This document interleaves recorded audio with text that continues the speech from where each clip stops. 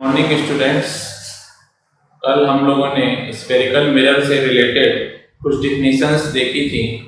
आज उसी के नेक्स्ट पार्ट में हम relation between focal length and radius of curvature का डेरिवेशन डिस्कस करेंगे। आज हमें निकालना है कि फोकल लेंथ, फोकस दूरी और वक्रता त्रिज्या में क्या संबंध होता है।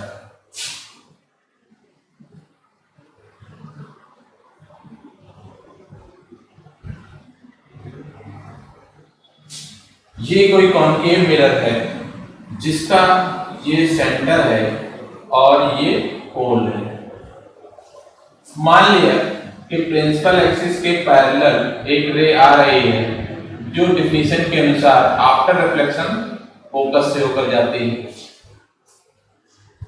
अगर इस पॉइंट पर हम C से एक लाइन ड्रॉ कर दें, this is called normal at O, क्योंकि सेंटर ऑफ कर्वेचर से होती हुई लाइन मिरर पर परपेंडिकुलर होती है, इसलिए CO हमारा एक नॉर्मल होगा। तो ये एंगल हमारा एंगल ऑफ इंसिडेंस हो गया और ये एंगल हमारा एंगल ऑफ रिफ्लेक्शन हो गया। लॉज ऑफ रिफ्लेक्शन से हम कह सकते हैं कि angle of incidence is equal to angle of reflection. एक परपेंडिकुलर हम ड्रॉ कर देते हैं प्रिंसिपल एक्सिस पर OM। M और P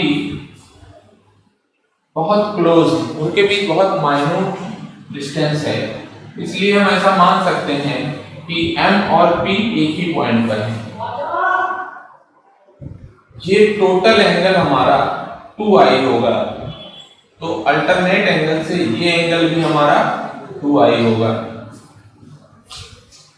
क्योंकि दो पैरेलल रेज को कोई ट्रांसवर्सल रेज कट करती है, तो अल्टरनेट एंगल से ये एंगल और ये एंगल हमारा बराबर होगा। इस तरह से हम कह सकते हैं कि एंगल OFM वो 2i होगा। सेंटर ऑफ कर्वेचर से पोल की डिस्टेंस को हम कहते हैं radius of curvature. Centre of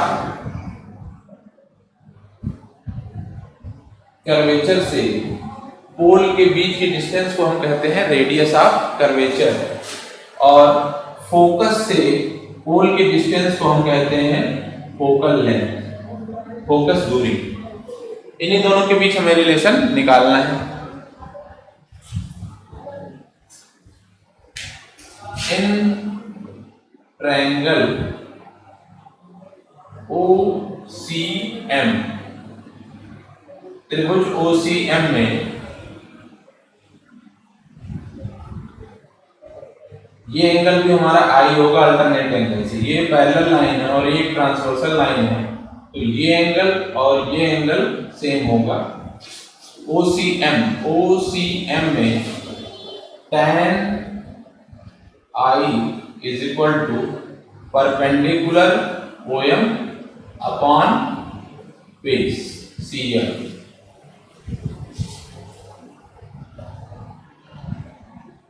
OM upon minus CM को हम लिख सकते हैं रेडियस ऑफ कर्वेचर R के बराबर। माइनस साइन, क्योंकि साइन कन्वेंशन में पोल के लेफ्ट में जो भी डिस्टेंस लिए जाते हैं वो निगेटिव लिए जाते हैं। For very small angle tan I is nearly close to I। बहुत छोटे कोण के लिए tan I को हम I के बराबर ले सकते हैं, तो यहां से हमको मिल जाएगा I equal to OM upon minus. ये हमारा इक्वेशन नंबर 1। नेक्स्ट हम ट्रायंगल की बात करते हैं OFM। इन ट्रायंगल OFM उसी तरीके से tan 2i is equal to OM upon FM। OM upon FM की जगह पे हम लिख सकते हैं माइनस F। माइनस साइन फिर वही, क्योंकि इसकी फोकस दूरी लेफ्ट में है पोल के, इसलिए यहाँ एक माइनस साइन आएगा और FM या FV इक्वल टू हो जाएगा फोकल लेंथ, क्योंकि हम मान चुके हैं कि M और P एक दूसरे के वेरी क्लोज हैं। अगर एंगल बहुत स्मॉल है तो tan 2i equal to 2i, तो यहाँ से मिल गया हमें 2i equal to OM upon minus F. ये हमारा हो गया equation number second. From first and second equation we get 2 OM upon minus R is equal to OM upon minus F। OM से OM कैंसिल कर देंगे तो यहाँ से हमें मिल जाएगा R इक्वल टू 2F या F is equal to R/2। ये हमारा रिलेशन है।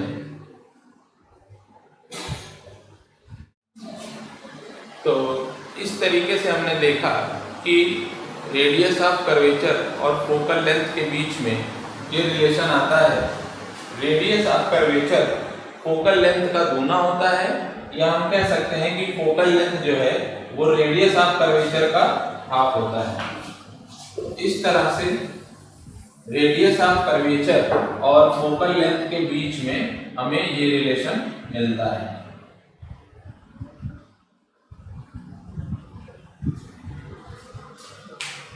अब थोड़ा सा साइन कन्वेंशन की बात कर लेते हैं कि इमेज और ऑब्जेक्ट की हाइट या पोजीशन के हिसाब से कब हम उसकी डिस्टेंस पॉजिटिव, कब निगेटिव, कब हम हाइट को पॉजिटिव लेंगे और कब नेगेटिव लेंगे।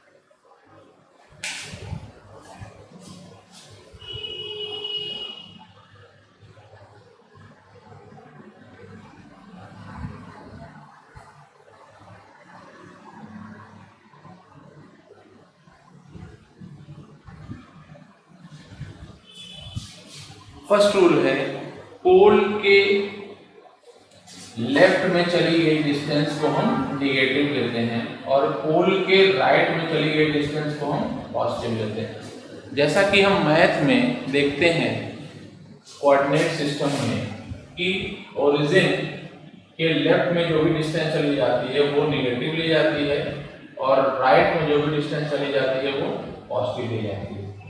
इसके ऊपर चलने पर सारे डिस्टेंस पॉजिटिव और नीचे चलने पर सारी डिस्टेंस नेगेटिव होती है। उसी तरीके से हम यहाँ कॉनकेव मिरर या कॉन्वेक्स मिरर के केस में पोल को ओरिजिन सपोज कर लेते हैं और ओरिजिन के लेफ्ट में जो भी डिस्टेंस फोकल लेंथ या रेडियस ऑफ कर्वेचर वो हम नेगेटिव लेते हैं और राइट में जो भी डिस्टेंस ली जाती है वो पॉजिटिव ली जाती है। अगर ऑब्जेक्ट ऊपर है तो इसकी हाइट को हम पॉजिटिव लेंगे और अगर इमेज ऑब्जेक्ट की इमेज नीचे बन जाती है तो इसकी हाइट को हम नेगेटिव लेंगे। तो इस तरीके से पोल के ऊपर ली गई डिस्टेंस को पॉजिटिव और पोल के नीचे वाले डिस्टेंस को नेगेटिव लेंगे। ये भी हमारा कुछ इसी तरीके के कोऑर्डिनेट सिस्टम से रिलेट करता है। हमारा नेक्स्ट टॉपिक है मिरर फार्मूला। मिरर फार्मूला किसे कहते हैं? ऑब्जेक्ट डिस्टेंस, इमेज डिस्टेंस और रेडियस ऑफ कर्वेचर के बीच जिस फार्मूले द्वारा रिलेशन दिया जाता है उसे मिरर फार्मूला कहते हैं। मान लिया कि कोई object A B centre of curvature से पीछे रखा हुआ है। इसकी इमेज बनाने के लिए ऑब्जेक्ट से हमें कम से कम दो रेस, दो से ज़्यादा भी हो सकती हैं, लेकिन मिनिमम इमेज बनाने के लिए हमें मिनिमम 2 रेस की ज़रूरत होती है। वो रेज मिरर से रिफ्लेक्शन के बाद जहां पर जाकर मिलती हैं उसे हम इमेज कहते हैं। तो कल हमने देखा था कि हमारे पास इमेज बनाने के लिए कुल 4 रोल होते हैं, उनमें से हम यूज कर रहे हैं। सबसे पहले एक रे प्रिंसिपल एक्सिस के पैरेलल जाती है जो आफ्टर रिफ्लेक्शन फोकस से होकर जाती है। दूसरी जो सी से होते हुए जाती है वो रे अपने पाथ को रिट्रेस कर लेती है, क्योंकि वो मिरर पर नॉर्मली गिर रही है तो I 0 R भी 0 हो जाएगा। ये हमने कल बताया।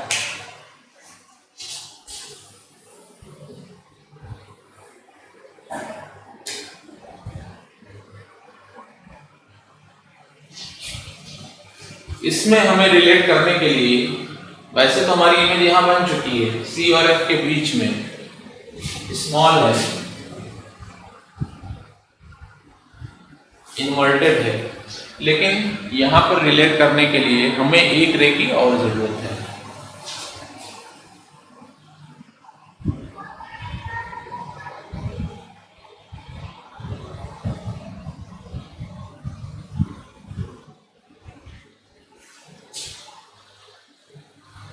हम देखते हैं कि जो रे पोल पर इंसिडेंट होती है वो लॉ ऑफ रिफ्लेक्शन को फॉलो करते हुए इस तरह से जिस एंगल से आई उसी एंगल से रिफ्लेक्ट होते हुए इसी पॉइंट पर आके मीट करती है, क्योंकि इमेज तो हमारी इसी पॉइंट पर बनना है।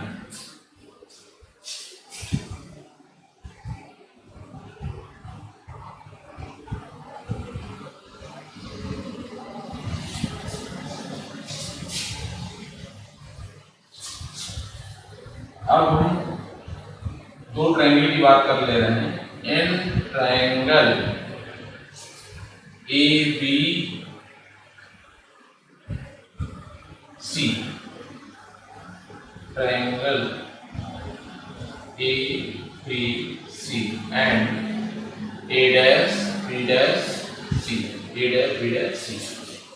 हम लिख सकते हैं कि A B upon A dash B dash, या लिख दें हम A dash B dash upon A B.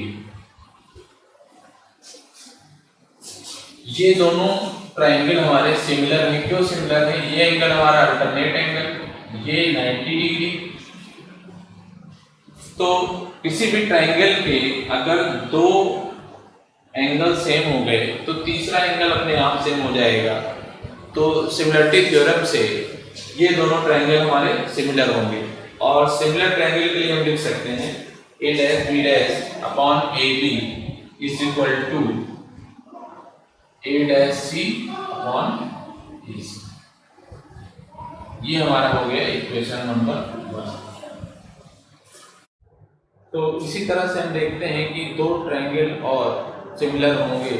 एक ट्रायंगल है ए बी पी और दूसरा ट्रायंगल है ए डैश बी डैश पी, क्योंकि इसमें भी हमारे 2 एंगल 90 डिग्री हैं और ये दोनों एंगल इक्वल हैं, तो तीसरा एंगल अपने आप इक्वल हो जाएगा। तो बाय सिमिलरिटी थ्योरम हम लिख सकते हैं an triangle A B P and A dash B dash P,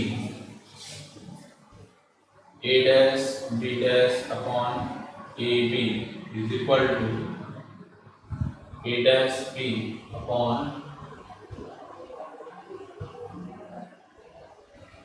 A B. अब हम देख रहे हैं कि इक्वेशन फर्स्ट और इक्वेशन सेकेंड में हमारे LHS इक्वल है, और LHS इक्वल है तो RHS भी हम इक्वेट कर सकते हैं। तो फ्रॉम फर्स्ट एंड सेकेंड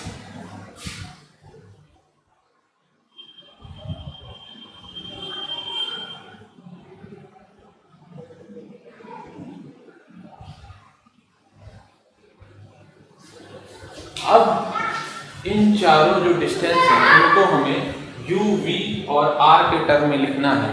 तो हम लिख सकते हैं a डैश c को a डैश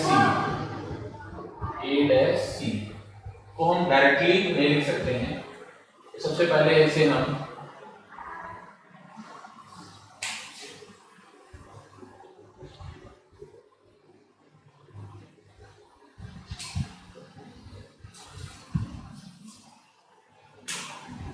अब हम देखते हैं कि AP हमारा जो ऑब्जेक्ट है, तो ये AP हमारा ऑब्जेक्ट डिस्टेंस U हो जाएगा, A डैश B डैश जो हमारा इमेज है, तो ये A डैश भी हमारी इमेज डिस्टेंस B हो जाएगी, और CP जो कि हमारा सेंटर ऑफ कर्वेचर है, तो ये हमारा कैपिटल R के बराबर हो जाएगा। तो हम लिख सकते हैं कि AP बराबर माइनस का U, CP बराबर माइनस का R, और A डैश B बराबर माइनस का B। माइनस साइन इसलिए ले रहे हैं हम क्योंकि ये सारे डिस्टेंस LHS में हैं, पोल के LHS में हैं। अब हम इन चारों डिस्टेंस को AP, CP और A डैश B के टर्म में लिख लेते हैं।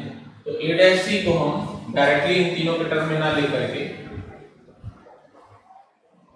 इस तरह से लिख सकते हैं, A dash C equal to लिख सकते हैं CP minus A dash B, इसको लिख सकते हैं CP minus A dash B। Similarly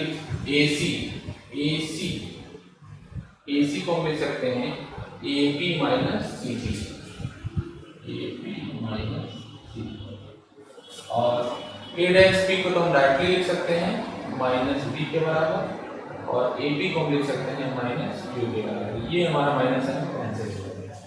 CP को हम यहाँ वैल्यू रख लेते हैं minus R minus A dash B हमारा minus B, AP minus U और CP माइनस B अपॉन U। अब क्रॉस मल्टीप्लाई करने पर minus UR plus UV is equal to minus UV plus BR। Transpose कर देते हैं तो इधर हमें मिल जाएगा 2UV is equal to UR plus BR। Divide both side by UVR, डिवाइड both side by UVR।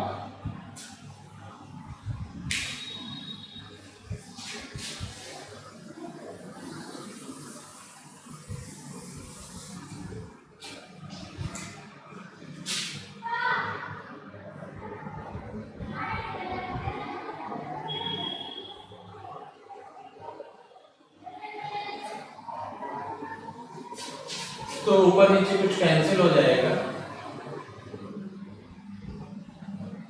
इस तरह से हमें मिलता है 2 upon R is equal to 1 upon B plus 1 upon U। हम जानते हैं कि F is equal to R by 2 होता है, तो इसे हम चेंज कर सकते हैं 1 upon F is equal to 1 upon B